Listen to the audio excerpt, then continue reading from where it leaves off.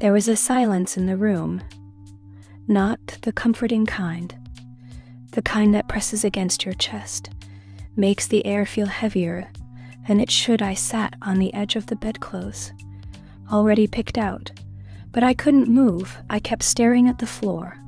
The night was calling. Everyone had plans, music, laughter, dancing, stories, waiting to be written. It felt impossible. I looked at my phone. 3 unread messages. Someone had already said, "We'll be there by 9. Save a seat." I put the phone down, walked to the mirror. My face looked unfamiliar somehow, like I was watching myself from the outside. And still, I stood there, hoping maybe a reason would come to leave, to go to step outside this heaviness. The walls felt too close, the air too still, like if I didn't move soon, I would sink into that silence forever. I thought of the music, the way the bass makes the floor vibrate, the way laughter rises above it all. Then I thought of the walk there, the cold wind on my face, the sound of heels on pavement, the feeling of being part of something. Again, something stirred just barely. I reached for the jacket on the chair, fingers grazing the sleeve. The thought hit hard, sharper than expected. I sat again, closed my eyes, let the silence wrap around me. Maybe I didn't need to go. Maybe no one would notice. Go, just go, even if it feels pointless, even if your smile is heavy, even if your heart still feels too quiet. Yet, so, I stood again slowly, and for the first time all day, I didn't feel like I was sinking one step then. Another. The door opened cold. Air rushed in the night, stretched wide before me, and I walked into it without knowing why, without needing to. Because maybe, just maybe, this was the night. Everything would change. The music was everywhere, deep in the floor and the walls in my chest. It pulsed like a second heartbeat, faster, louder. Lights danced across the room, blue, then red, then gold, flashing in and out of faces, bodies moving in rhythm or pretending to voices. Rose laughter, echoed. Someone shouted across the room. Someone else whispered too close. It was full, overflowing. And still, I felt like I was standing in the middle of a dream I couldn't wake from. I watched people twirl past, smiling, laughing, drinking, living it. It should have felt like lifelike connection, like joy. Instead, it felt like I was made transparent, untouched. I tried to smile, tried to step into the moment, to melt into the sound and light, to be part of the night instead of floating beside it. My hands brushed against other hands. My shoulders touched others. My name was called once or twice, but none of it stayed, none of it reached deep enough. Every conversation sounded like echoes, every smile felt like a costume. I moved from one side of the room to the other, searching for something I couldn't name. Maybe it was peace. Maybe it was presence. Maybe it was someone who would see me. In the middle of the noise, I leaned against the wall. I was no longer invited into, and I wondered how a place so full could make me feel so empty. Someone passed me a drink. I took it, held it, forgot it. The glass was cold in my hand, like an anchor, like proof that I was still there. The song changed people, blinked, brighter shadows, moved in waves. Still, none of it touched what was inside me. I kept hoping someone would see it, the way my smile didn't reach my eyes, the way I kept nodding, kept pretending, kept standing. My feet hurt, my heart hurt more And in that blur, I saw moments I didn't belong to, kisses shared, arms wrapped heads. And I ache not for the noise, for the chaos, for something quieter, something real I thought of. Leaving, just walking out, letting the night swallow me whole. Letting the cold air outside remind me I was still alive. But something held me there, some small pull, as if the story hadn't ended yet, as if the night had one more page to turn. So I stayed, let the music pour through me, let the colors wash over my skin, let the ache settle, because maybe in that ache, in that space, between sound and silence, I was still hoping, still waiting for something, for someone to notice the girl in the sub-corner who wasn't dancing, who wasn't laughing, who was just trying to feel something again. Someone what I didn't notice at first. There were still too many lights, too much noise, too many thoughts spinning through my mind. I was staring at the same point on the wall, trying to hold myself together while everything around. Then you walked in, and everything shifted. I don't know how. I knew I just did, like my body, recognized something before my mind could name it. Like the energy in the room pulled itself inward towards you. You weren't louder. You weren't brighter. But something about you made the air different, made my breath catch. I looked over without meaning to, and there you were standing, as if you had just stepped out of a different world, like the noise hadn't followed you in. You looked around slowly, as if you were looking for something, someone, and for a second, just one. It was me. My heart jumped fast and uninvited, like it remembered what hope felt like. You moved through the crowd, not rushed, not hesitant, and people seemed to part without noticing, as if the room was making space for you.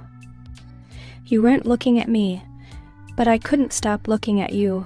Your face was calm, your shoulders relaxed, and there was a kind of softness in your eyes that made everything else feel too sharp. I watched the way you carried yourself, like you knew who you were like. The noise didn't change you, and maybe that's what drew me in, because I had forgotten what it felt like to be near someone who didn't need the noise to feel seen. You were walking closer, now still not looking my way. And I tried to look away, tried to pretend I hadn't been watching, tried to pretend my heart wasn't racing. But something inside me refused to move. And then you stopped right in front of me, as if you knew, as if you had always been heading here. You looked at me, and this time there was no pretending. Our eyes locked. And suddenly, the room got quieter.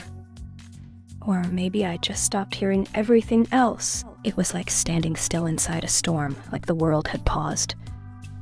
And the only thing left was you. I didn't say anything, neither did you, not at first. And that silence was louder than anything the speakers could play.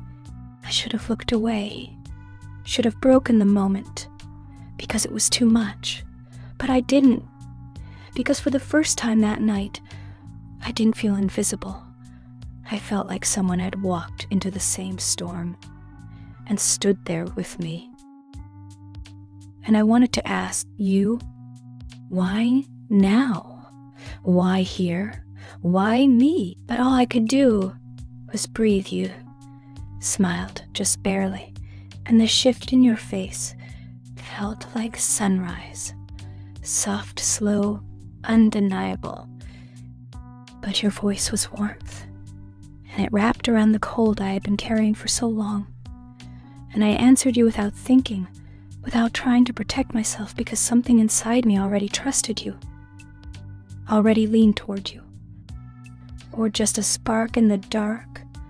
All I knew was that the moment you walked in, everything changed. And somehow, so did I.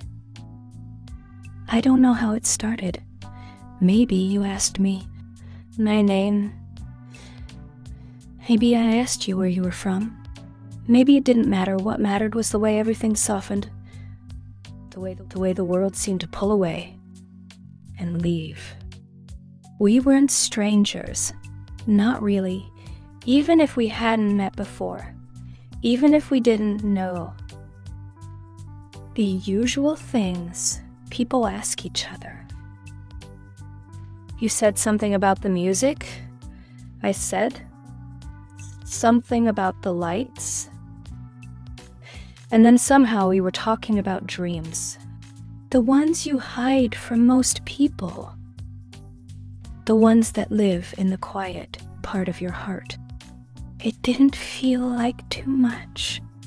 It felt natural, like we had started a conversation years ago and life had just paused it until now. I didn't have to shrink myself or smile too wide. Didn't have to search myself or smile too wide. For the right thing to say, you spoke. And I listened. And when I answered, you actually heard me.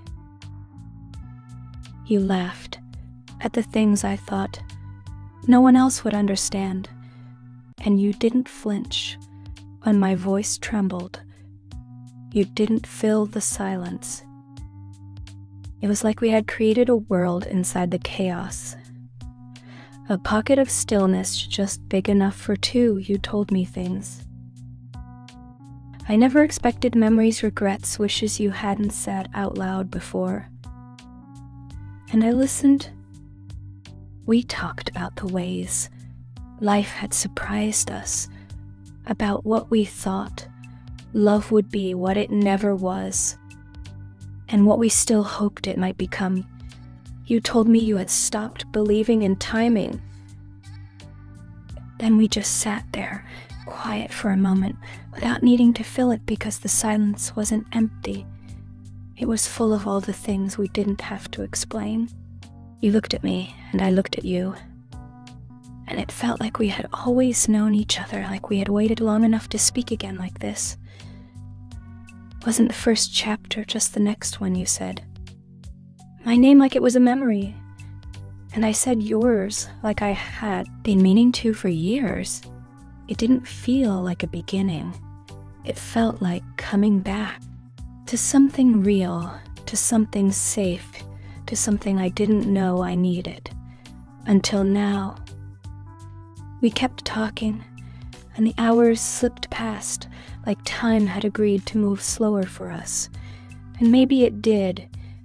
Maybe that's what happens when something rare arrives. When two stories brush against each other in just the right way. I don't know what we were, I just know it mattered. I know I'll remember your words, your laugh, the way you listened, like it was the only thing in the world. I know I'll carry this night because we talked like we had always known each other, and somehow, maybe we did. I stood by the door, hands tight around my bag, heart pulling me in two directions. Part of me wanted to run, just walk out, disappear into the night before anything could get too real. I told myself I had already stayed too long, that moments like these don't last, that this feeling, this warmth was probably a trick of the light. I had done this before, walked away too soon, left before anyone could ask me. To stay, it was easier to do. It was easier to protect the pieces of myself I had learned to keep hidden. I turned ready to leave, ready to forget this ever happened. And then your voice quiet, unsteady, like you were afraid of what I might say. You asked me where I was going. I froze, because no one had ever asked me that. I meant it. You weren't asking for directions, you were asking what I was leaving, asking what I don't remember the exact words. Maybe they weren't even that clear. Maybe it was in the way your eyes searched mine, the way your hand hovered close to mine, the way everything felt like it was holding its breath. You didn't beg. You didn't try to convince me. You just said it softly, like it was the most natural thing in the world. And somehow that one word cracked something in me, because no one ever asked me to stay. Not like that. Not because they wanted me, just me. Not for what I could do, or how I could make them feel, just me. I looked at you, and I saw the risk in your eyes, the way you were handing me a piece of yourself, trusting me not to shatter it.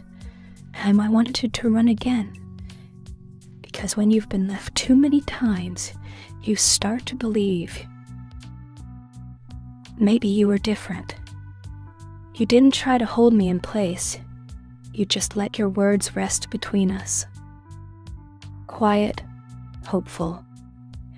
And for the first time in a long time, I didn't want to leave. I wanted to see what would happen if I stayed, even just for one more minute, one more breath. So I dropped my bag just enough to make a sound, to let you know I was still deciding. Your eyes didn't look away. Your breath caught just slightly, and mine did too, because I realized leaving would be the easy choice, the safe choice. I wanted to. So I stepped closer, just enough for our hands to brush. And you didn't move, you waited, like you knew. I had to make this choice on my own. I stayed not because of some promise, not because of a fantasy. I stayed because your voice felt like something I hadn't heard in years, like home, because something in you saw something I didn't think was still there. And maybe this was just one night. Maybe we'd go our separate ways in the morning. But tonight, I stayed because you asked me to, and I wanted to.